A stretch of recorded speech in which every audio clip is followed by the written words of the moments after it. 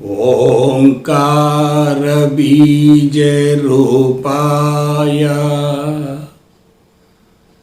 सर्वेशाय जगत्पते प्रथमाय नमस्तुभ्यं सत्यसाई गणाधिपा। ओम साईश्वराय विद्महे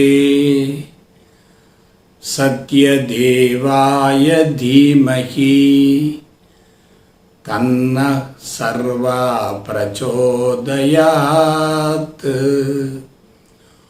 ओम शांति शांति शांति। हरिः ओम। श्री गुरुभ्यो नमः।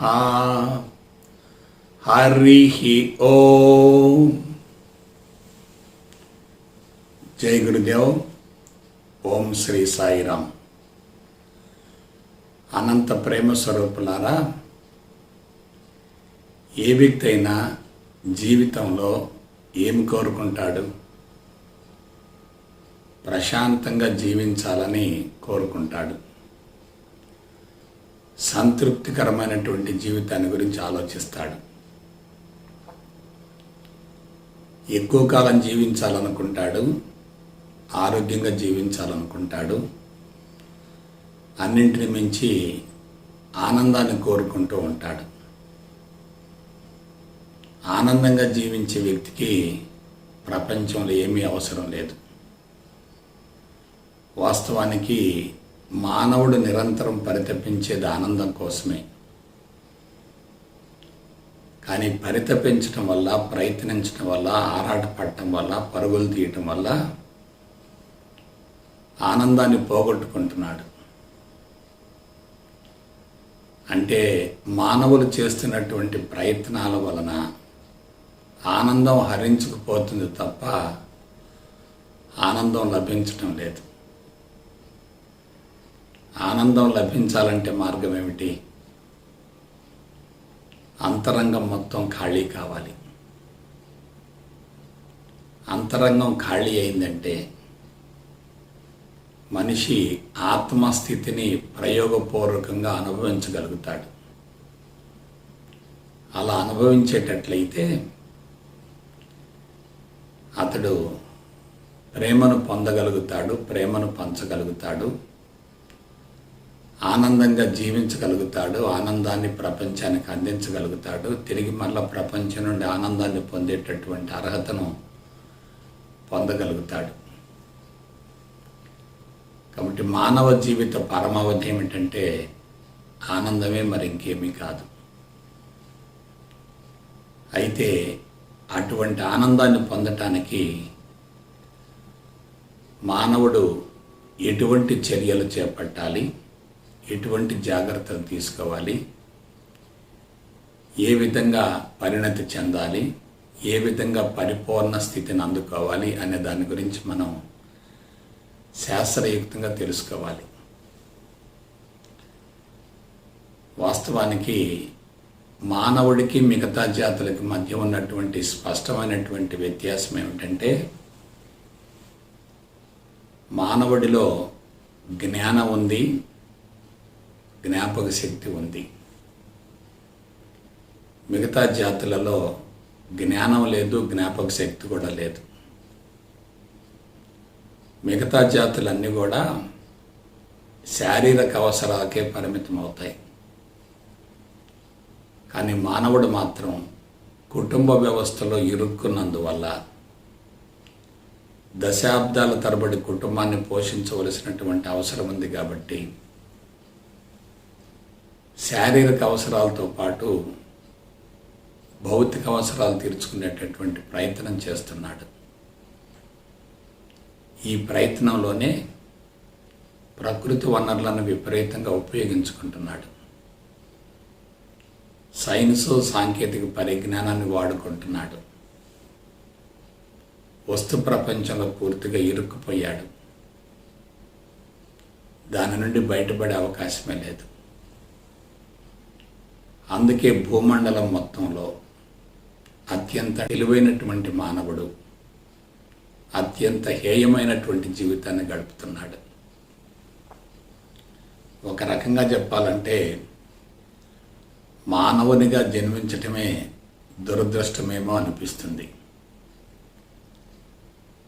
ఎందుకంటే పశువులకు, పక్షులకు, ఇతర జీవజాతులకు లేనటువంటి భయంకరమైనటువంటి సమస్యలు కానీ, రుగ్మతలు కానీ ఒక మానవ జాతినే పట్టి పీడిస్తున్నాయి.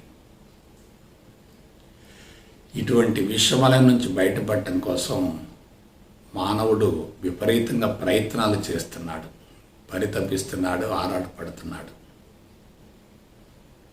అయితే ఆ ప్రయత్నాలు మొత్తం కూడా నీరుగారిపోతున్నాయి.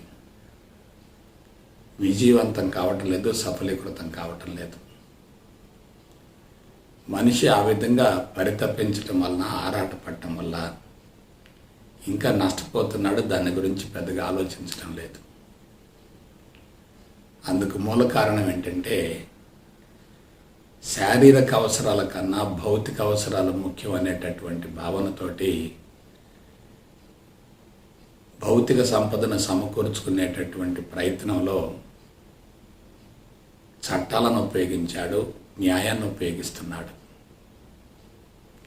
చట్టం, న్యాయం రెండు ఆధిక్యతను సంతరించుకున్న చోట ఆధ్యాత్మికతకు అవకాశం ఉండదు. సత్యం, ధర్మం రెండు కూడా కనుమరుగవుతాయి, అడుగంటిపోతాయి. వాస్తవానికి సత్యమే భగవంతుడు. ఆ సత్యం నుండి ఆవిర్భవించినటువంటి ధర్మం కూడా భగవంతుడే. మనిషి భగవంతుని స్థితిని అందుకోగలిగితే అన్ని రకాల సమస్యల నుండి సమూలంగా విడుదల గావించబడతాడు. ఆ భగవంతుడి స్థితిని అందుకోవటం అనేది మామూలు విషయం కాదు, అందరికీ సాధ్యం కాదు. ఎందువలన తెలివి, మేధా సంపత్తితో కూడినటువంటి మానవుడు పూర్తిగా మాయలో బంధించబడ్డాడు.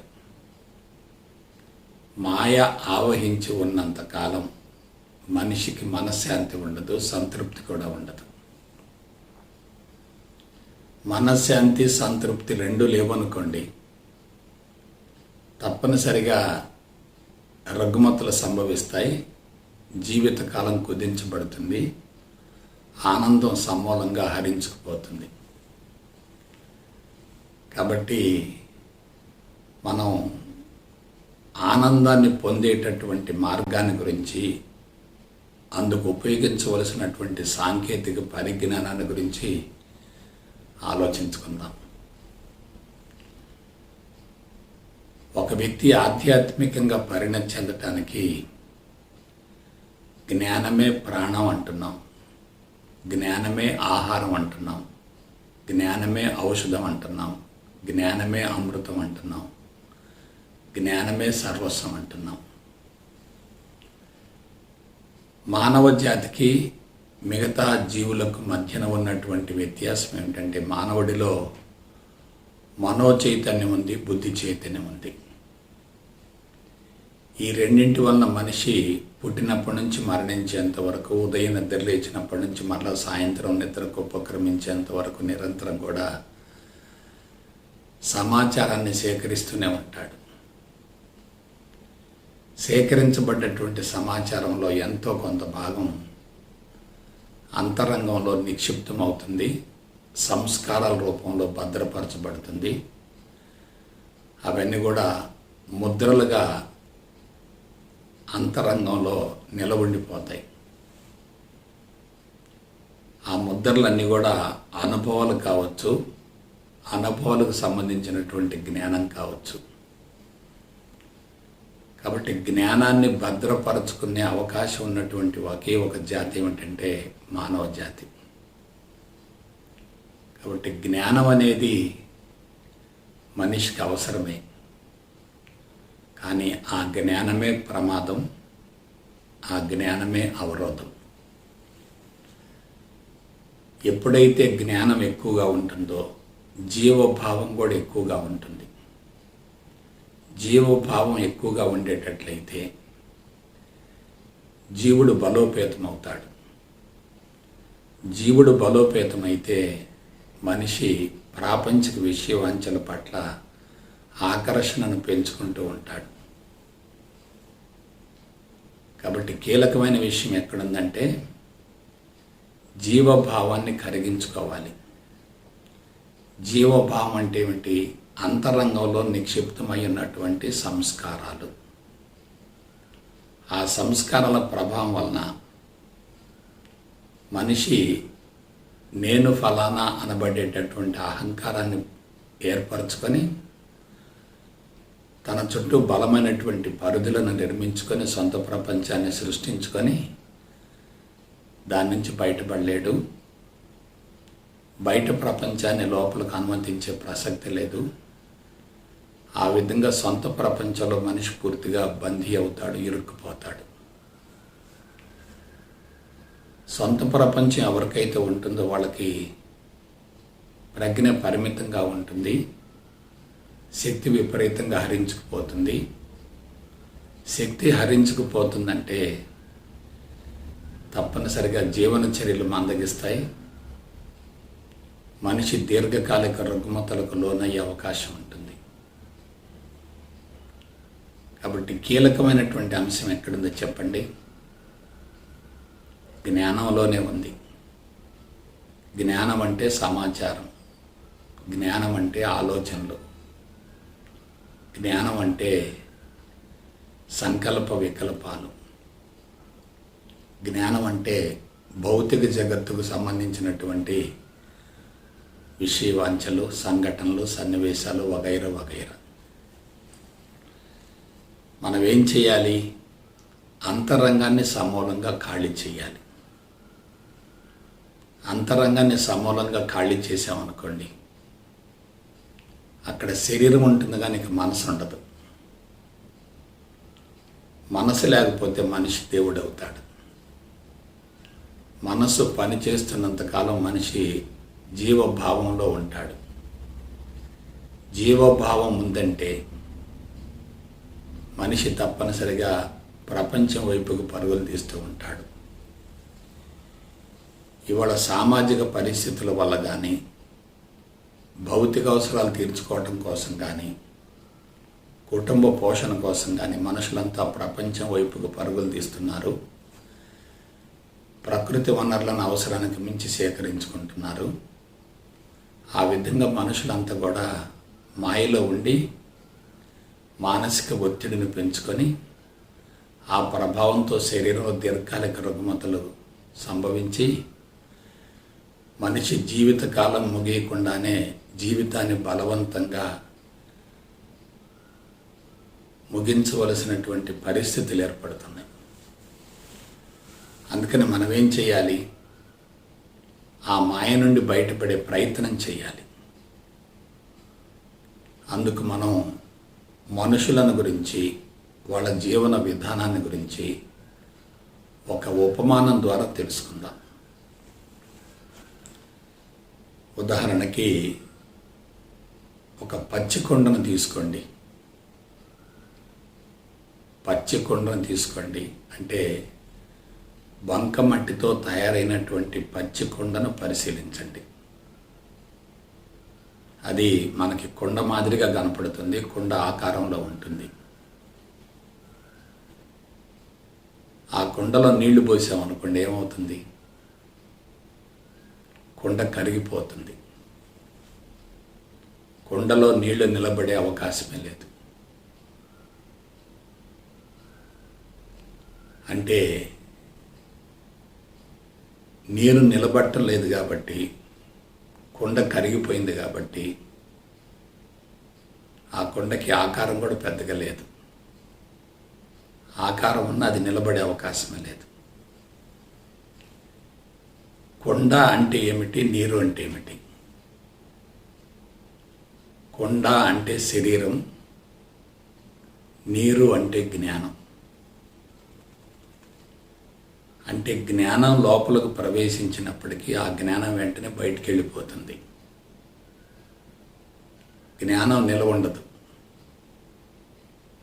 ఎందుకంటే కొండకు స్టామినా లేదు, పటుత్వం లేదు, దృఢత్వం లేదు. అందువల్ల ఆ కొండ సమాచారాన్ని స్వీకరించే అవకాశమే లేదు. ఒకవేళ సమాచారాన్ని స్వీకరించిన దాన్ని భద్రపరుచుకునే అవకాశం కూడా లేదు. లోపల ప్రవేశించినటువంటి జ్ఞానం వెంటనే వెళ్ళిపోతుంది. అసలు జ్ఞానం ప్రవేశించే అవకాశం కూడా లేదు. దీన్ని మానవ జాతికి వర్తింపచేద్దాం. కొన్ని వేల సంవత్సరాలకు ముందు, నాగరికత ప్రారంభం కావటానికి ముందు మనిషి ఎలా ఉన్నాడు? ప్రకృతిలో జీవించాడు, ప్రకృతిలో మమేకమయ్యాడు, ప్రకృతికి అనుగుణమైనటువంటి జీవన విధానాన్ని కొనసాగించాడు, శారీరక అవసరాలు తీర్చుకున్నాడు, భౌతిక అవసరాల కోసం అసలు ఆరాటపడలేదు. అంటే మనిషి ఎలా ఉన్నాడు? జంతువు మాదిరిగా ఉన్నాడు. జంతువు మాదిరిగా ఉన్నటువంటి మనిషిలో ఇంద్రియ చైతన్యం ఉంటుంది, కానీ మనో చైతన్యం పెద్దగా ఉండదు. ఇప్పుడు భూమండలంలో మానవుడు మినహా మిగతా జాతులన్నీ కూడా ఇంద్రియ చైతన్యంతోనే కొనసాగుతున్నాయి తప్ప మనో చైతన్యం పెద్దగా లేదు. మనో చైతన్యం అంటూ ఉందనుకోండి, సమాచార సేకరణ ఉంటుంది, జ్ఞాన సముపార్జన ఉంటుంది, సంస్కారాలు ఉంటాయి, ముద్దట్లు ఉంటాయి, అనుభవాలు ఉంటాయి. అవన్నీ కూడా అంతరంగంలో నిక్షిప్తమై ఉంటాయి. వాటి నుండి మరలా ఆలోచనలు బయటకు వస్తూ ఉంటాయి, ప్రేరణలు కలుగుతూ ఉంటాయి. ఆ ప్రేరణలకు అనుగుణంగా జ్ఞానేంద్రియాలు పనిచేస్తాయి. జ్ఞానేంద్రియాల పనితీరుకు అనుగుణంగా కర్మేంద్రియాలు పనిచేస్తూ ఉంటాయి. ఈ విధంగా అనుభవాల మోతాదు పెరుగుతూ ఉంటుంది. ఇటువంటి వ్యక్తులు ఎవరు? ఆటవిక మానవులు, అనాగరిక మానవులు, జంతు ప్రవృత్తితో జీవించినటువంటి వాళ్ళు. వీళ్ళకి బట్టలు లేవు, భాష లేదు, నిప్పు లేదు, వంట లేదు, గృహ వస్తు లేదు, నాగరికత కూడా లేదు. వీళ్ళు ఎలా జీవించారు? సంపూర్ణ స్వేచ్ఛగా జీవించారు. ఎక్కడ జీవించారు? ప్రకృతిలో జీవించారు. సంపూర్ణ స్వేచ్ఛగా ఒంటరిగా ప్రకృతిలో జీవించేటటువంటి వ్యక్తుల యొక్క జీవితం ఎలా ఉంటుంది? జంతువు మాదిరిగానే ఉంటుంది. వాళ్ళకి అసలు జ్ఞానం అనేది లేదు. శారీరక అవసరాలు తీర్చుకున్నారో, హాయిగా విశ్రాంతిని పొందారు. యుక్త వయసు వచ్చిన తర్వాత లైంగిక ప్రేరణలు కలిగి ఫలవంతమైన సంతానాన్ని ప్రకృతికి కానుకగా అందించేటటువంటి మహోన్నతమైనటువంటి మాతృత్వమైనటువంటి యజ్ఞాన్ని వాళ్ళు సమర్థవంతంగా నిర్వహించారు. ఎప్పుడైతే ఆరోగ్యవంతమైనటువంటి, పటిష్టమైనటువంటి, దృఢమైనటువంటి, శక్తివంతమైనటువంటి సంతానాన్ని ప్రకృతికి కానుకగా అందించారో వాళ్ళ జీవిత సంకల్పం నెరవేరినట్లే కదా. జీవిత సంకల్పం నెరవేరిందనుకోండి, ఇక జీవితాన్ని కొనసాగించవలసినటువంటి అవసరం లేదు కదా. అంటే వాళ్ళకి కోరికలు లేవు, ఆశయాలు లేవు, గమ్యాలు లేవు, లక్ష్యాలు లేవు, ప్రణాళికలు లేవు, పథకాలు కూడా లేవు. వాళ్ళకు కేవలం ఒక సంకల్పం మాత్రమే ఉంది. ఏమిటి ఆ సంకల్పం? మాతృత్వం అనేటటువంటి యజ్ఞాన్ని విజయవంతంగా సఫలీకృతం గావించడమే వాళ్ళ జీవిత సంకల్పం తప్ప వాళ్ళకి దేనిని గురించి ఆలోచించలేదు. అసలు వాళ్ళకి అవసరాలనే లేవు. ప్రకృతి మధ్యలో జీవిస్తున్నప్పుడు భౌతిక అవసరాలు కనీస స్థాయిలో ఉంటాయి. ఆహారం పుష్కలంగా లభిస్తుంది. పంచభూతాల మధ్య జీవిస్తూ ఉంటారు. దేనిని గురించి ఆరాటం ఉండదు, తపన ఉండదు. బంధాలు అనుబంధాలు లేవు, కుటుంబ వ్యవస్థ లేదు, గృహస్థ జీవితం లేదు, సంతానాన్ని పెద్దగా పోషించవలసినటువంటి అవసరం కూడా లేదు. వాళ్ళకి ఇక మానసిక ఒత్తిళ్ళు ఉండవు కదా. వాళ్ళు దేనిని గురించి పెద్దగా ఆలోచించరు, పరితపించరు, ప్రయత్నించరు, ఆరాటపడరు.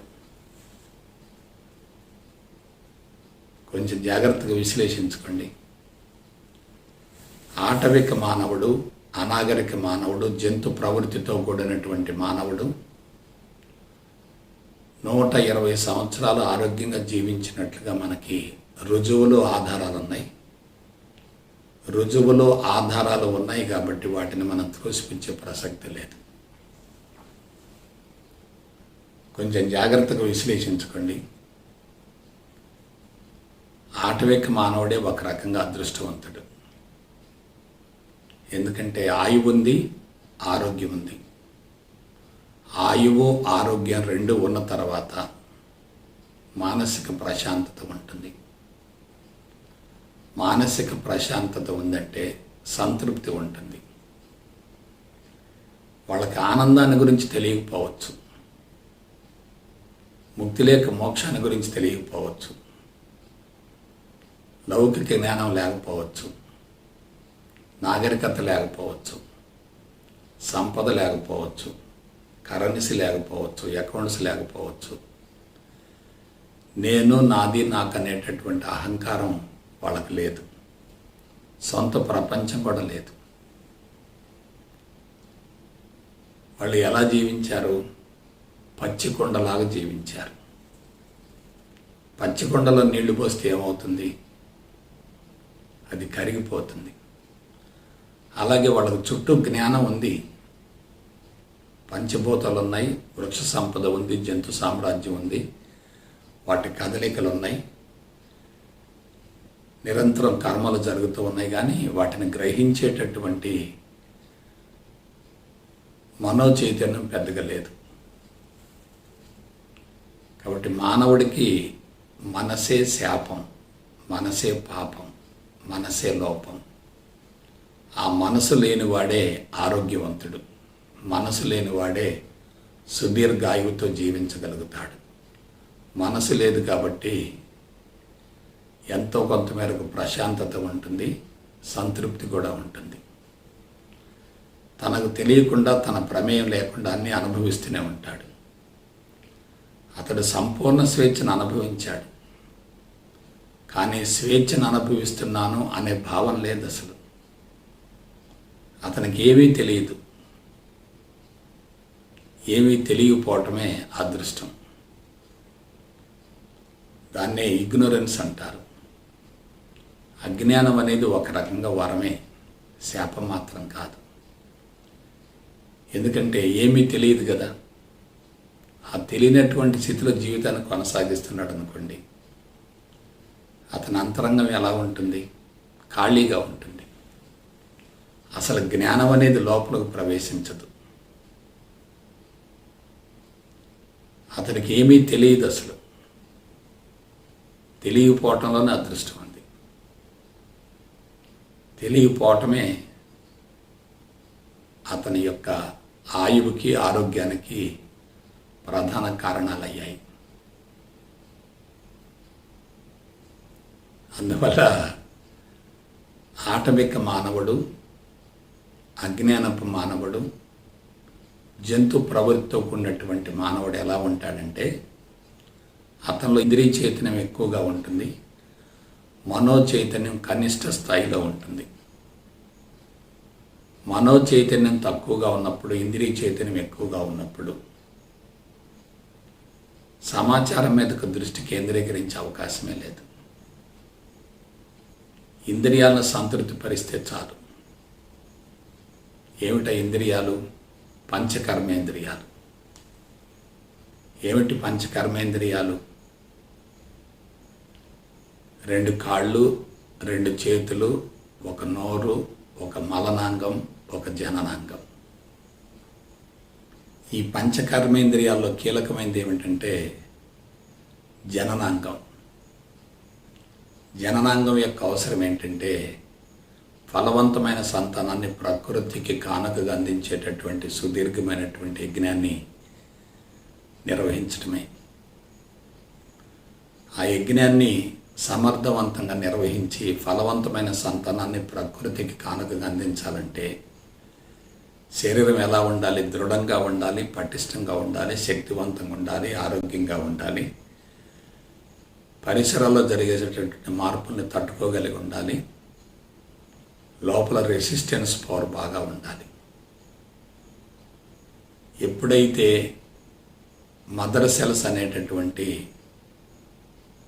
మజ్జ చైతన్యవంతంగా ఉంటుందో రక్తం విపరీతంగా ఉత్పత్తి అవుతుంది. రక్తం విపరీతంగా ఉత్పత్తి అయిందనుకోండి, తెల్ల రక్త కణాలు ఉంటాయి, ఎర్ర రక్త కణాలు ఉంటాయి.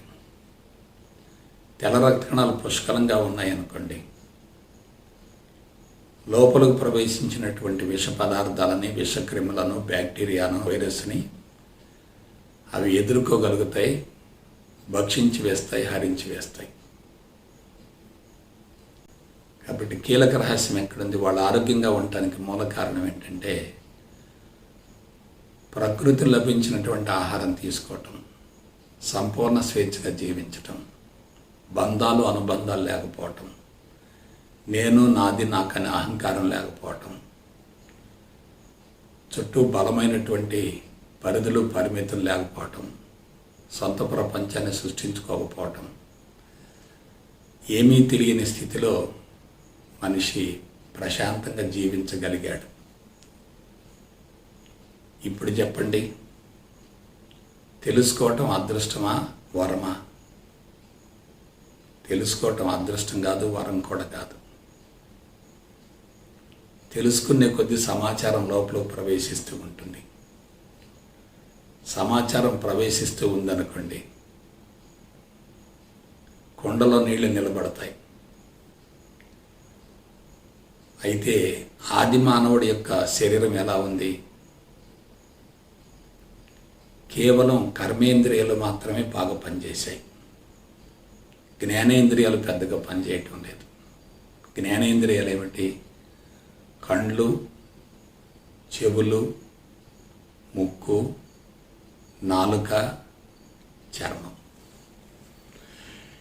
ఇక్కడ కీలకమైనటువంటి పాయింట్ని గుర్తుపెట్టుకోండి. ఎవరికైతే కర్మేంద్రియాలు సమర్థవంతంగా పనిచేస్తాయో వాళ్ళ శరీరం ఆరోగ్యంగా ఉంటుంది, దృఢంగా ఉంటుంది, పటిష్టంగా ఉంటుంది, శక్తివంతంగా ఉంటుంది. ఆహారం పుష్కలంగా తీసుకుంటారు, విశ్రాంతిని పొందుతారు. ఆహారం, విశ్రాంతి రెండు ఉన్నాయనుకోండి, ఆరోగ్యాన్ని గురించి ఎటువంటి అనుమానం ఉండదు కదా. ప్రస్తుతం మానవులంతా కూడా రుగ్మతలకు లోను కావటానికి మూల కారణం ఏంటి? కర్మేంద్రియాలు బలహీనపడటం. కర్మేంద్రియాల్లో కీలకమైనది ఏమిటి? లైంగిక అవయవం, జననాంగం అంటారు. జననాంగం బలహీనం కావటానికి మూల కారణం ఏంటి? జీర్ణ వ్యవస్థ సక్రమంగా పనిచేయకపోవటం. జీర్ణ వ్యవస్థ సక్రమంగా పనిచేయకపోవటానికి మూల కారణం ఏంటి? ప్రకృతిలో లభించినటువంటి పదార్థాన్ని తీసుకోవటం లేదు.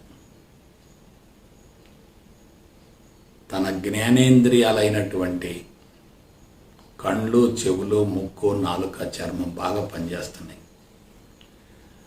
జ్ఞానేంద్రియాలు బాగా పనిచేస్తున్నాయంటే కర్మేంద్రియాలు బలహీనపడతాయి. కాబట్టి మనం ఏం చేయాలి? కర్మేంద్రియాలను సమర్థవంతంగా పని చేయించాలి. కాళ్ళు కానీ, చేతులు కానీ, నోరు కానీ, మలనాంగం కానీ, జననాంగం కానీ, ఈ 5 సమర్థవంతంగా పనిచేయాలి. ఈ 5 సమర్థవంతంగా పనిచేయాలంటే మనసు ప్రశాంతంగా ఉండాలి. మనసు ప్రశాంతంగా ఉండాలంటే అంతరంగంలో ఎటువంటి సమాచారం ఉండకూడదు. ఒక మాటలో చెప్పాలంటే వాళ్ళ అంతరంగంలో ఎటువంటి సమాచారం లేదు కాబట్టి వాళ్ళు తమకు తెలియకుండానే భగవంతుడికి సన్నిహితంగా జీవించారు. ఎలా? ప్రకృతికి అనుగుణంగా జీవించారు కదా, ప్రకృతిలో కలిసిపోయారు కదా, ప్రకృతిలో మమేకమయ్యారు కదా, నేను ప్రకృతిలో ఒక భాగం అనుకున్నారు కదా, ప్రకృతి లభించిన పదార్థాన్ని తిన్నారు కదా, ప్రకృతిని పూర్తిగా ఆస్వాదించారు కదా. పైగా ఒంటరి జీవితం, ఏకాంత జీవితం, సంచార జీవితం, ఎక్కడ స్థిరంగా లేరు కదా. శరీరం దృఢంగా, పటిష్టంగా, శక్తివంతంగా, ఆరోగ్యంగా ఉంది కాబట్టి పరిసరాల్లో సంభవించేటటువంటి మార్పుల్ని పూర్తిగా వాళ్ళు తట్టుకోగలిగారు. పరిసరాలను మార్చలేదు, పరిసరాల్లో సంభవించే మార్పులకు అనుగుణంగా వాళ్ళ యొక్క శరీరాన్ని మార్చుకున్నారు. దృఢమైన, పటిష్టమైన, శక్తివంతమైన, ఆరోగ్యవంతమైన సంతానం మాత్రమే నిలబడగలిగింది. అటువంటి మానవులు మాత్రమే జీవన పోరాటంలో విజయవంతమయ్యారు. ఆ విధంగా మేలు రకపు సంతానాన్ని ప్రకృతి ఎంపిక చేసుకుంది. అంటే మానవుడు ఇతర జంతువుల మాదిరిగా తన జీవితాన్ని కొనసాగించాడు తప్ప వాటికంటే నేను భిన్నం, ప్రత్యేకం, వేరు అనేటటువంటి భావన లేదు అసలు. ప్రకృతిలో కలిసిపోవటం అంటే శక్తి పెరగటమే కదా. ప్రకృతి సూత్రాలకు అనుగుణంగా జీవించడం అంటే దివ్యత్వాన్ని అనుభవించడమే కదా. ప్రకృతికి అనుగుణంగా జీవించేటటువంటి మానవుల్ని ప్రకృతి కాపాడుకుంటుంది కదా. ప్రకృతికి విరుద్ధంగా జీవించేటటువంటి మానవుల్ని ప్రకృతి తప్పనిసరిగా శిక్షిస్తుంది, భక్షిస్తుంది కదా. కాబట్టి అప్పటికిప్పటికి తేడా ఏమిటి? పూర్తి భిన్నమైనటువంటి వాతావరణం ఉంది. గమనించండి. ఎందుకు చెప్తున్నానంటే జ్ఞానమే ప్రాణం, జ్ఞానమే ఆహారం, జ్ఞానమే ఔషధం, జ్ఞానమే అమృతం, జ్ఞానమే సర్వస్వం. కానీ ఆ జ్ఞానమే ప్రమాదం, ఆ జ్ఞానమే అవరోధం. ఎప్పుడైతే మానవుడికి తెలివి మీద సంపత్తి పెరిగిందో దాని యొక్క లక్షణాలు ఏమిటంటే సమాచార సేకరణ. కర్మేంద్రియాలు బలహీనపడ్డాయి, జ్ఞానేంద్రియాలు బలోపేతమయ్యాయి. కర్మేంద్రియాలు, జ్ఞానేంద్రియాలు సమత్వంలో, సమతుల్యంలో ఉన్నాయనుకోండి, మనిషి బ్యాలెన్స్డ్గా ఉంటాడు. కర్మేంద్రియాలు తమోగుణానికి సంబంధించినవి, జ్ఞానేంద్రియాలు రజోగుణానికి సంబంధించినవి. ఈ రెండు గుణాలు సమపాళల్లో ఉన్నాయనుకోండి, మనిషి ఎలా ఉంటాడు? రెండు గుణాలు సమపాళలో ఉంటే మనిషి సమత్వంలో ఉంటాడు, సమతుల్యంలో ఉంటాడు, సాత్వికతలో ఉంటాడు, సహజత్వంలో ఉంటాడు, ప్రకృతికి అనుగుణంగా జీవిస్తాడు. మనిషికి ఏది ముఖ్యం? ఆరోగ్యం చాలా ముఖ్యం. ఆరోగ్యంగా జీవించగలిగిన వారే ఫలవంతమైన సంతానాన్ని ప్రకృతికి కానుకగా అందించేటటువంటి సుదీర్ఘమైనటువంటి మాతృత్వం అనేటటువంటి యజ్ఞాన్ని సమర్థవంతంగా నెరవేర్చగలుగుతారు. అందువల్ల మానవుడు నాగరికత వల్ల నష్టపోయాడు తప్ప లబ్ధి పొందలేదు. ఇప్పుడు మానవుడు చుట్టూ ఉన్నటువంటి ఈ నాగరికత అంతా కూడా మానవుడికి శాపమే తప్ప లాభం కాదు. ఈ విషయాన్ని మనిషి తెలుసుకోగలిగితే చాలు. కానీ ప్రస్తుతం మానవ జీవన విధానం ఎలా ఉంది? అతి భయంకరంగా ఉంది, అతి భయానకంగా ఉంది. పోరాటం కొనసాగుతుంది, పోటీతత్వం కొనసాగుతుంది. ఈ పోరాటంలో, పోటీతత్వంలో మానసిక ఒత్తిడి విపరీతంగా పెరిగింది. ఆ ప్రభావంతో శరీరం బలహీనపడుతుంది. శరీరం బలహీనపడటం అంటే కర్మేంద్రియాలు సమర్థవంతంగా పనిచేయకపోవటమే కదా. కర్మేంద్రియాలు సమర్థవంతంగా పనిచేయటం లేదంటే ఫలవంతమైన సంతానాన్ని ప్రకృతికి కానుకగా అందించేటటువంటి ఆ యజ్ఞం, మాతృత్వం అనేటటువంటి యజ్ఞం సమూలంగా వైఫల్యం చెందినట్లే కదా. అందువల్ల మన శరీరంలో ఉన్నటువంటి అంతస్తులను గురించి మనం జాగ్రత్తగా విశ్లేషించుకోవాలి. మానవ దేహంలో 7 అంతస్తులు ఉన్నాయి, 7 కోశాలు ఉన్నాయి, 7 చక్రాలు ఉన్నాయి. మూలాధార చక్రం, స్వాధిష్టాన చక్రం, మణిపూరక చక్రం, అనాహత చక్రం, విశుద్ధ చక్రం, ఆగ్నేయ చక్రం, అంతిమంగా సహస్రారం. వీటన్నిటిలో కీలకమైనది ఏమిటంటే అన్నమయ కోశం, అదే మూలాధార చక్రం. బండి సక్రమంగా ఉంటే, వాహనం సక్రమంగా ఉంటే ప్రయాణం సజావుగా కొనసాగుతుంది తప్ప ఎటువంటి ఇబ్బంది ఉండదు. వాహనం కండిషన్లు లేదనుకోండి, వాహనం సరిగా లేదనుకోండి, ఏమవుతుంది? బండి అదుపు తప్పుతుంది. బండి అదుపు తప్పింది అనుకోండి, ప్రయాణం సక్రమంగా కొనసాగదు కదా. అందువల్ల ఒక 30,000 సంవత్సరాల క్రితం భూమండలం ఎలా ఉంది, ఇవాళ ఎలా ఉంది? 30,000 సంవత్సరాల క్రితం మానవ జాతి జంతు ప్రవృత్తితో కొనసాగింది, ఆటవికంగా కొనసాగింది, అనాగరికంగా కొనసాగింది. అందువలనే పంచభూతాలు కానీ, వృక్ష సంపద కానీ, జంతు సామ్రాజ్యం కానీ ఎటువంటి అసౌకర్యం లేకుండా భూమండలంలో కొనసాగాయి. ఒక మాటలో చెప్పాలంటే భూమండలం ఏర్పడింది కొన్ని లక్షల కోట్ల సంవత్సరాల క్రితం. సూర్య కుటుంబంలో ఒక భాగమే భూమి కదా. భూమి ఎక్కడి నుంచి వచ్చింది? సూర్యుడి నుంచే వచ్చింది. సూర్యుడిలో కలిగినటువంటి సంక్షోభం వలన, విస్ఫోటనం వల్ల భూమి ఒక ముక్కగా బయటకు వచ్చింది. సూర్యుడితో ఉన్నటువంటి అనుబంధం వల్ల భూమి సూర్యుని చుట్టూ నిర్ణీత కక్షలో పరిభ్రమిస్తూ వచ్చింది. ఇది ఎంతకాలం నుంచి జరుగుతుంది? ఎవరు అంచనా వేయలేరు, చెప్పలేరు. కానీ ఊహించడం మాత్రం జరుగుతుంది. లక్షల కోట్ల సంవత్సరాల నుండి సౌర కుటుంబంలో ఈ కార్యక్రమం జరుగుతూనే ఉంది. భూమి సూర్యుని చుట్టూ తిరుగుతూనే ఉంది. అది ఆగిపోలేదు. అయితే ఆ భూమండలంలో సంభవించినటువంటి పరిణామ క్రమంలో వాతావరణం ఏర్పడింది. భూమికి గురుత్వాకర్షణ శక్తి ఉంది, అయస్కాంత శక్తి కూడా ఉంది. దాని ఫలితంగానే భూమిని ఆవహించి వాతావరణం ఏర్పడింది, అట్మాస్ఫియర్ ఏర్పడింది. ఈ వాతావరణం ఏమైంది? పరిసరాల్లో జరిగేటటువంటి మార్పులకి మూలమైంది. అందువల్ల వాతావరణంలో సంభవించేటటువంటి మార్పుల వల్లనే అకర్బన పదార్థం ఏర్పడింది, కర్బన పదార్థం ఏర్పడింది, ఆ తర్వాత జీవ పదార్థం ఏర్పడింది. జీవులు వచ్చాయి, ముందు వృక్షాలు వచ్చాయి, తర్వాత జంతువులు వచ్చాయి, అంతిమంగా మానవుడు ఉద్భవించాడు.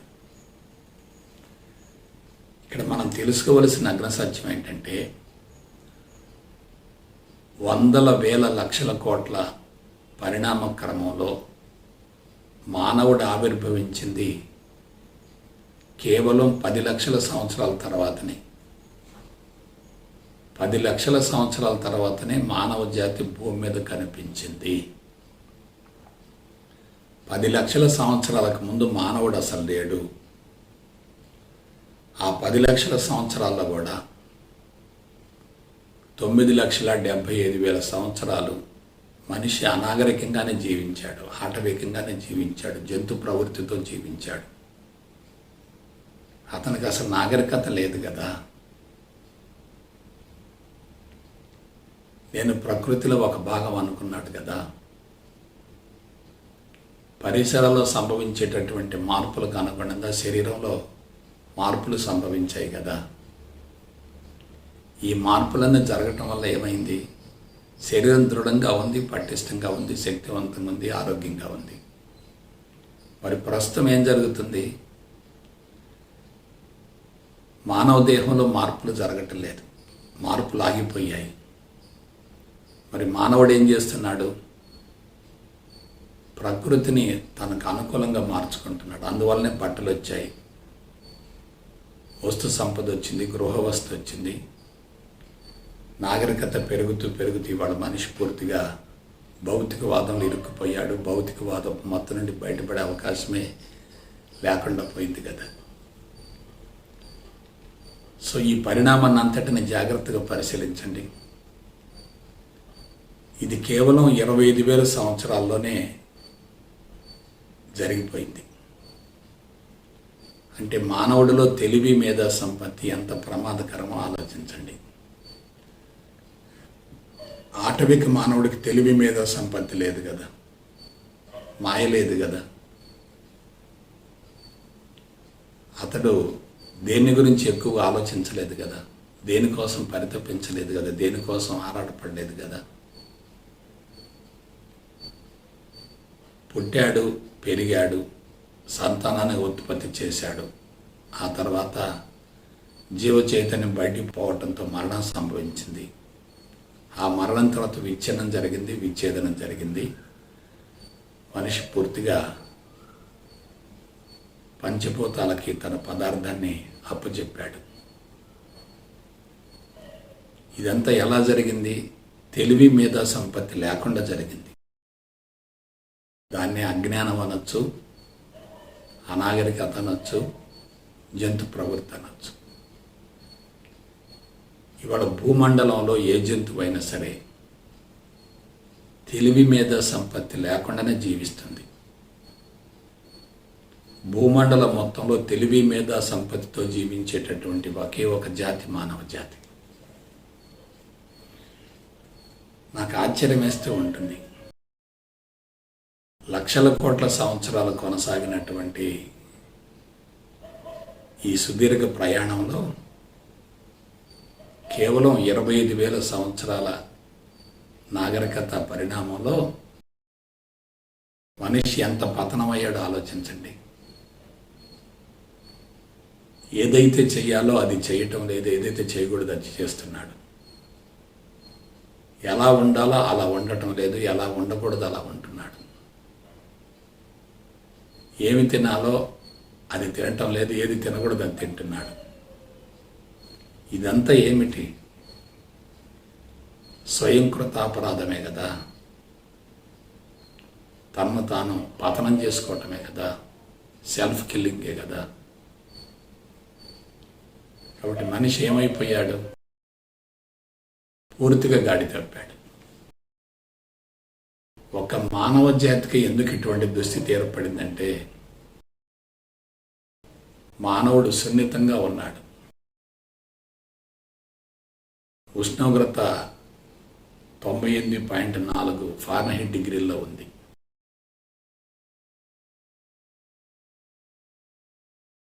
చుట్టూ జరిగేటటువంటి మార్పుల్ని తట్టుకోలేనటువంటి స్థితి ఏర్పడింది. అలాగే మాతృత్వం అనేటటువంటి యజ్ఞం మానవ జాతిలో ఎక్కువగా ఉంది. హార్మోన్ వ్యవస్థ అతి చైతన్యవంతంగా ఉండి మాతృత్వం అనేటటువంటి యజ్ఞాన్ని సక్రమంగా నిర్వహించడంలో అది కీలక పాత్ర పోషిస్తుంది. కడుపులో బిడ్డను పెంచేటటువంటి అవకాశం ఉంది, దాన్ని గర్భావధి అంటారు. తల్లి బిడ్డలకు పాలిచ్చి పెంచుతుంది, బిడ్డలను సంరక్షిస్తుంది, బిడ్డల్ని జాగ్రత్తగా కాపాడుకుంటుంది. ఈ లవ్ అండ్ ఎఫెక్షన్ కానీ, బాండేజ్ కానీ, అటాచ్మెంట్ కానీ మానవ జాతులు ఎక్కువగా ఉంది, మిగతా జాతులలో తక్కువగా ఉంది.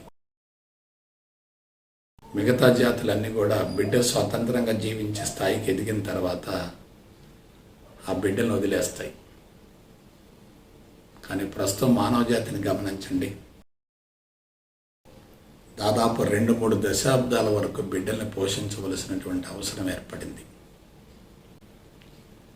దశాబ్దాల తరబడి కుటుంబ సభ్యుల మధ్య విడరాని మోహబంధాలు ఏర్పడుతున్నాయి. ఈ విధంగా వ్యక్తులకు సంబంధించినటువంటి సమాచారం లోపల నిక్షిప్తమైపోతుంది. ఆ వ్యక్తులను పోషించవలసిన అవసరం ఉంది, కాపాడవలసినటువంటి అవసరం ఉంది, వాళ్ళని గురించి జాగ్రత్తలు చేపట్టవలసిన అవసరం ఉంది. ఒకళ్ళ మంచి చెడులను మరొకళ్ళు విచారిస్తూ ఉన్నారు, యోగక్షేమాల కోసం పరితపిస్తున్నారు, ఆరాటపడుతున్నారు. ఈ విధంగా మనిషి కుటుంబ వ్యవస్థ అనేటటువంటి సొంత ప్రపంచంలో పూర్తిగా ఇరుక్కుపోయాడు. కాబట్టి అజ్ఞానం అనేది ఏ కోణం నుండి ఆలోచించినా మానవ జాతికి వరమే తప్ప శాపం కానే కాదు. జ్ఞానం అనేది అవసరమే, కానీ అదే అవరోధం. ఈ ఒక్క విషయాన్ని గురించి ఎవరైతే అవగాహన గావించుకుంటారో వాళ్ళకి జీవిత పరమార్థం తప్పనిసరిగా నెరవేరుతుంది. జీవితం 100% సద్వినియోగపడుతుంది. వేదాంతం మొత్తం కూడా ఇదే సూత్రం మీద కొనసాగింది. జీవిత పరమార్థం తెలుసుకోవటం కోసం జ్ఞానం అవసరమే, కానీ అదే అవరోధం అవుతుంది కదా. కాబట్టి information is the main obstruction for transformation అన్నారు. సమాచారం అనేది మార్పుకు అవరోధం అవుతుంది. ఆటవిక మానవుడికి, అనాగరిక మానవుడికి, జంతు ప్రవృత్తితో జీవించేటటువంటి మానవుడికి అసలు జ్ఞానం అంటే ఏందో తెలియదు. తనలో ఏం జరుగుతుందో తెలియదు, చుట్టూ ఏం జరుగుతుందో కూడా తెలియదు. అవగాహన లేకుండా, గమనం లేకుండా జీవితాన్ని కొనసాగించడం వల్ల తనను తాను రక్షించుకున్నాడు. ఇవాళ పరిస్థితి ఏమిటి? అన్నీ తెలుసున్నాయి, కానీ తనను తాను రక్షించుకోలేకపోతున్నాడు కదా. కాబట్టి ఆధ్యాత్మికత అనగానే అది లోతైనటువంటి విశ్లేషణ ద్వారానే అవగాహన అవుతుంది తప్ప కేవలం కొద్దిపాటి సమాచారంతో దాన్ని మనం అనుభవంలోకి పొందలేం. సమాచారం అనేది ఒకవైపు వరమైనప్పటికీ అదే ప్రమాదం. సమాచారం లేనటువంటి వ్యక్తులే ప్రశాంతంగా ఉండగలుగుతున్నారు. కాబట్టి ఆది మానవుడు ఎంతో కొంత మేరకు జీవితాన్ని సద్వినియోగపరుచుకున్నాడు, సార్థకం చేసుకున్నాడు, జీవిత పరమార్థం నెరవేర్చుకున్నాడు. ఏమిటి జీవిత పరమార్థం? ఫలవంతమైన సంతానాన్ని ప్రకృతికి కానుకగా అందించడమే జీవిత పరమార్థం. అతనికి అది నెరవేరింది కదా. అది నెరవేరిన తర్వాత మనిషి జీవితాన్ని ముగించడానికి ఇష్టపడతాడు. అది నెరవేరలేదనుకోండి, జీవితాన్ని ముగించడానికి ఇష్టపడాడు, జీవితాన్ని ఒక రకంగా బలవంతంగా ముగించే పరిస్థితులు ఏర్పడతాయి. జీవితాన్ని బలవంతంగా ముగించడం అంటే, అసంతృప్తిగా ముగించడం అంటే అది బంధమే కదా. లోపల సంస్కారాలు మిగిలిపోయి ఉన్నాయి కదా. ఆ సంస్కారాలను నెరవేర్చుకోవటం కోసం మరలా జన్మ అవసరం అవుతుంది కదా. ఆది మానవుడిలో సూక్ష్మ శరీరం, స్థూల శరీరం రెండు కూడా సమాన మోతాదులో ఉన్నాయి, సమాన స్థాయిలో ఉన్నాయి. అదే ఆధునిక మానవుడిని తీసుకోండి. సూక్ష్మ శరీరం విపరీతంగా చైతన్యవంతంగా ఉంది, స్థూల శరీరం మాత్రం మామూలు స్థాయిలో ఉంది. సూక్ష్మ శరీరం విపరీతంగా చైతన్యవంతంగా ఉందనుకోండి, స్థూల శరీరం ఏమవుతుంది? అదే స్థాయిలో ఉంటుంది. అదే స్థాయిలో లేదనుకోండి, ఏమవుతుంది? సూక్ష్మ శరీరం ఉన్నటువంటి కోరికలు కానీ, ఆశయాలు కానీ, గమ్యాలు కానీ, లక్ష్యాలు కానీ, ప్రణాళికలు కానీ, పథకాలు కానీ నెరవేరే అవకాశమే లేదు కదా. కాబట్టి జాగ్రత్తగా విశ్లేషించుకోండి.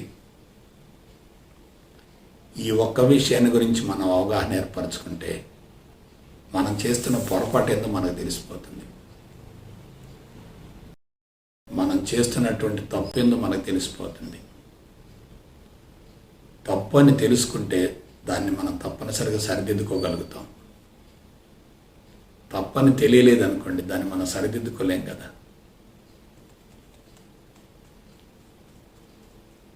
ఎప్పుడైతే అంతరంగంలో సమాచారం ఉండదో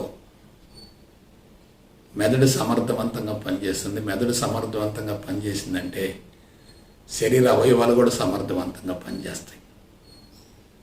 అవయవాలు సమర్థవంతంగా పనిచేసాయి అనుకోండి, శరీరం ఆరోగ్యంగా ఉంటుంది కదా. మనిషి ఏమయ్యాడంటే కొన్ని అవయవాలను ఎక్కువగా పనిచేస్తున్నాడు, మరి కొన్ని అవయవాల్ని పనిచేయించడం లేదు. పని చేయనటువంటి అవయవాలు క్రమేపీ బలహీనపడ్డాయి. ఒంటి మీద బట్టలు వేసుకుంటున్నాడు. పరిసరాల్లో సంభవించేటటువంటి ఉష్ణోగ్రత వ్యత్యాసాలను తట్టుకోలేక నాగరికత మోజులో బట్టలు వాడుతున్నాడు.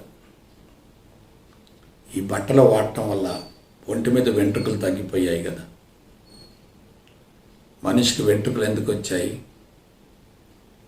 పరిసరాల్లో సంభవించేటటువంటి ఉష్ణోగ్రత వ్యత్యాసాలను తట్టుకోవటం కోసం అవన్నీ ధర్మకోలు మాదిరిగా పనిచేసాయి. ఇవాళ ఏమైంది? బట్టలు లేకుండా జీవించలేకపోతున్నారు. పరిసరాల్లో టెంపరేచర్ పెరిగినా తగ్గినా తట్టుకోలేకపోతున్నారు.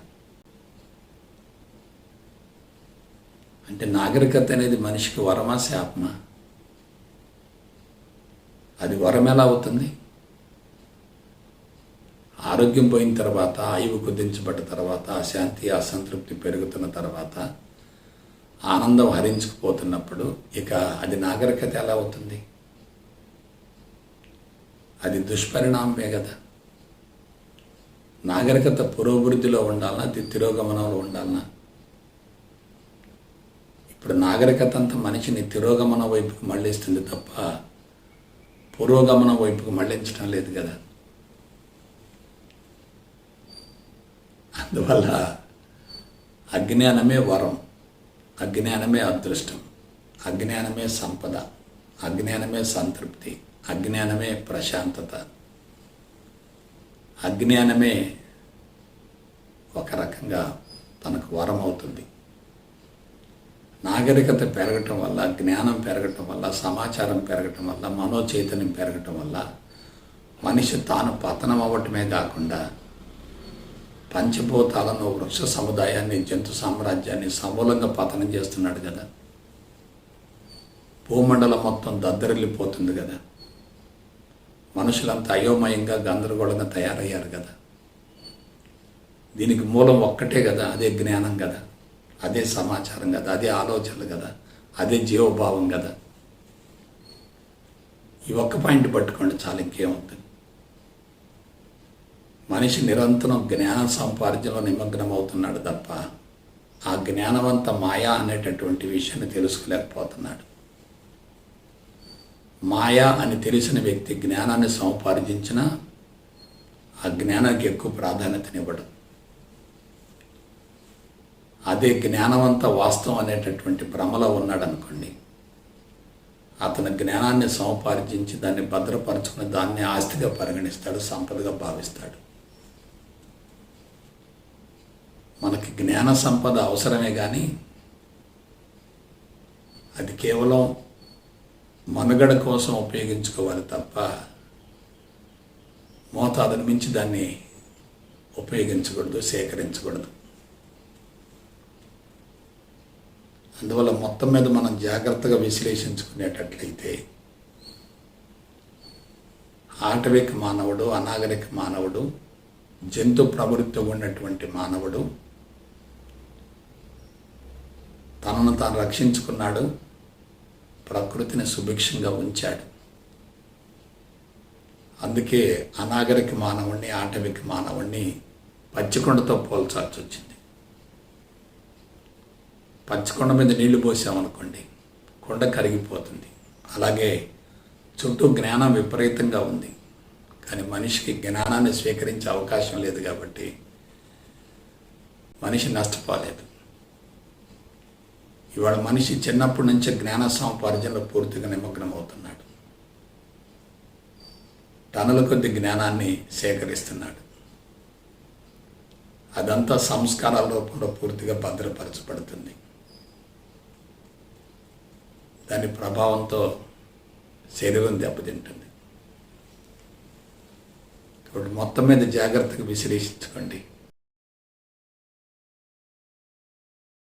జ్ఞానం అనేది మనిషికి వరం కానే కాదు. అందున భౌతిక జ్ఞానం, మిథ్యా జ్ఞానం, సైన్సు సాంకేతిక పరిజ్ఞానం, ఇవి మూడు కూడా మనిషిని బంధాల వైపుకు మళ్ళిస్తున్నాయి, మాయ వైపుకు మళ్ళిస్తున్నాయి, మనిషిని ప్రపంచం వైపుకు పరుగెత్తింపజేస్తున్నాయి. ఒక రకంగా పరుగు పందెం కొనసాగుతుంది, విపరీతమైన పోటీతత్వం కొనసాగుతుంది. ఈ విధానంలో మనిషి తట్టుకోలేకపోతున్నాడు.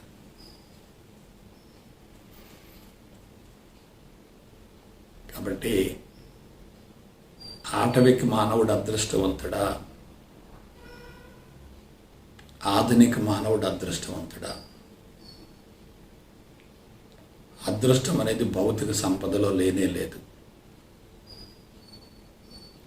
అదృష్టం అనేది ఫలవంతమైన సంతానాన్ని ప్రకృతికి కానుకగా అందించేటటువంటి మాతృత్వం అనేటటువంటి యజ్ఞాన్ని సఫలీకృతం గావించడంలోనే ఉంది. అందుకు కర్మేంద్రియాలు అద్భుతంగా పనిచేయాలి, జ్ఞానేంద్రియాలు పరిమితంగా పనిచేయాలి. కడుపు నింపుకోవటం కోసం జ్ఞానేంద్రియాలు అవసరమే, కానీ జ్ఞానేంద్రియాలు ఉద్రేకపడకూడదు, చైతన్యవంతంగా ఉండకూడదు. అవి పటిష్టంగా ఉండాలి, దృఢంగా ఉండాలి, శక్తివంతంగా ఉండాలి. వాటికి పుష్కలంగా ప్రాణశక్తి అందాలి. లైంగిక ప్రక్రియ నిర్వహించాలంటే శక్తి విపరీతంగా హరించుకుపోతుంది. హరించుకుపోయేటటువంటి శక్తి మరలా తిరిగి భర్తీ కావాలి. మనిషి ఆ విధానంలో ముందుకెళ్ళాలి. మాతృత్వం అనేటటువంటి యజ్ఞం సామాన్యమైంది కాదు, దానికి విపరీతంగా శక్తి అవసరం. మనిషి విపరీతంగా శక్తిని కోల్పోతుంటాడు. కోల్పోయినటువంటి శక్తిని మరలా ఏం చేయాలి? భర్తీ చేసుకోవాలి. భర్తీ చేసుకోకపోతే ఏమవుతుంది? శరీరం శుష్కించిపోతుంది, వృద్ధాప్యం తొందరగా వస్తుంది. కాబట్టి మానవ జీవితాన్ని గురించి మనం జాగ్రత్తగా విశ్లేషించుకునేటట్లయితే ఆటవిక మానవుడే అన్ని విధాల జీవిత పరమార్థాన్ని నెరవేర్చుకున్నాడు, జీవితాన్ని సద్వినియోగపరుచుకున్నాడు. అతడు అజ్ఞానంలో జీవించిన అదృష్టవంతుడయ్యాడు. జీవిత పరమార్థం నెరవేర్చుకునే దిశగా జీవితాన్ని కొనసాగించాడు. ఆహారము, నిద్ర, మైథునము, భయము, ఆశ, ఇవే అతని లక్షణాలు. చచ్చిపోతానేమో అనేటటువంటి భయం ఉంటుంది. ఎక్కువ కాలం జీవించి ఫలవంతమైన సంతానాన్ని ప్రకృతికి కానుకగా అందించాలనేటటువంటి ఆశ ఉంటుంది. పుష్కలంగా ఆహారం తీసుకుంటే, విశ్రాంతిని పొందితే, నిద్ర ఎక్కువగా ఉంటే తిన్నటువంటి ఆహారం మొత్తం జీర్ణమవుతుంది, శక్తి రూపంలోకి వస్తుంది. ఆ శక్తి ద్వారా జీవన చర్యలు, జీవ వ్యాపారాలు సమర్థవంతంగా నిర్వహించబడతాయి. జీవితాంతం ఆరోగ్యంగా ఉంటుంది కదా.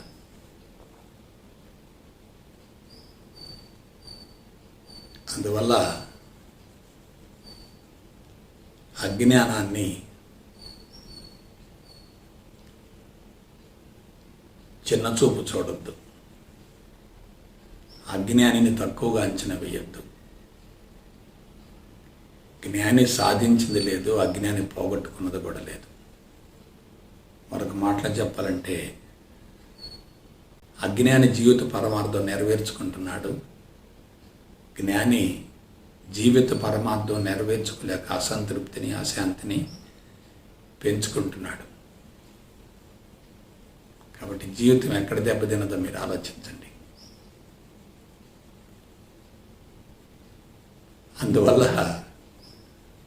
జ్ఞానాన్ని ప్రాపర్టీగా భావించకండి, జ్ఞానాన్ని సంపదగా భావించకండి, నాకేదో తెలిసిందనేటటువంటి భావనను పెంపొందించుకోకండి. మాయ ఎంత ఎక్కువగా ఉంటే అంత ప్రమాదం కదా. మనం తెలుసుకునేదంతా మాయే కదా. మాయను తెలుసుకొని జీవిస్తున్నాం అనుకోండి, దాన్ని వదిలేయగలుగుతాం. వాస్తవాన్ని సేకరించుకుంటూ ఉన్నాం అనుకోండి, దాన్ని ఇంకా సమకూర్చుకోవాలని ఆరాటపడుతూ ఉంటాం. కర్మేంద్రియాలు, జ్ఞానేంద్రియాలు రెండు సమాన స్థాయిలో పనిచేస్తే మనసు సమత్వంలో, సమతుల్యంలో, సాత్వికతలో ఉంటుంది, బుద్ధికి విచక్షణ ఉంటుంది, హృదయ మట్టం వికసిస్తుంది, మనిషిలో మానవత్వం పెళ్ళుబుగుతుంది. అదే జీవిత పరమార్థం. మానవుడంటే మానవత్వంతో కూడినటువంటి మనసుని నిరంతరం మార్పులు చెందేవాడు కదా. ఇవాళ మానవత్వం హరించుకుపోతుంది, దానవత్వం విపరీతంగా ప్రకోపిస్తుంది. అందుకు మూల కారణం జ్ఞానమే కదా, సమాచారమే కదా, సంస్కారాలే కదా, ముద్రలే కదా. కాబట్టి ఆ సంస్కారాలని కరిగించుకునేటటువంటి విధానాన్ని అనుసరించాలి తప్ప సంస్కారాలను పెంచుకునేటటువంటి విధానాన్ని మాత్రం పొరపాటును కూడా అనుసరించకూడదు. కాబట్టి అజ్ఞానం అనేది శాపం కానే కాదు, వరము అనేటటువంటి విషయాన్ని తెలుసుకొని జీవితాన్ని సద్వినియోగపరచుకోవాలని మనసా వాచ కర్మను కోరుకుంటూ సెలవు తీసుకుంటా. జై గురుదేవ్, జై గురుదేవ్, జై గురుదేవ్.